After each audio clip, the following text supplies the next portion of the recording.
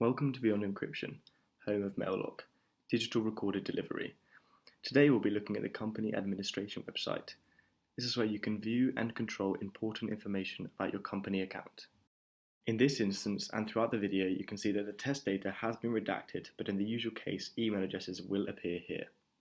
Within the dashboard, you can view invitations sent out by your company and also the most recently activated user accounts.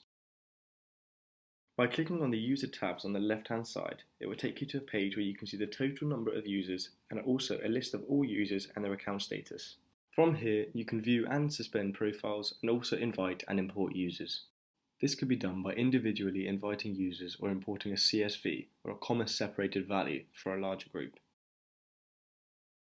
The next tab is the invitations page. This is where you can view all pending invitations to your company account, and again, inviting users here is available too. The Company Settings page is an extremely useful tool, as this is where you can tailor settings to your company requirements. This tab displays the company name and also the number of activated accounts within the company. The Branding tab allows you to customize the templated notification message with your company's logo and assurance message. For example, this is Beyond Encryptions.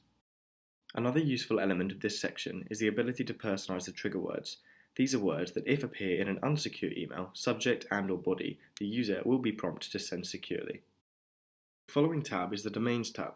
You can use this screen to configure from which email addresses you will allow your users to send.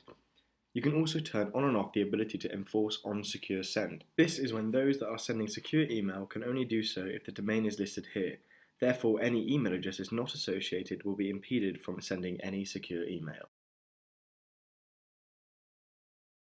The next tab shows a list of who is configured as an owner. These owners have privileges that will be confirmed within the user guide. However, the main difference between a company owner and an administrator is that an owner can create and remove both owner and administrator accounts, and an administrator cannot create or remove an owner account. The final tab shown here is the audit trail. This displays when any changes occur along with a date and a brief description of why the change was made.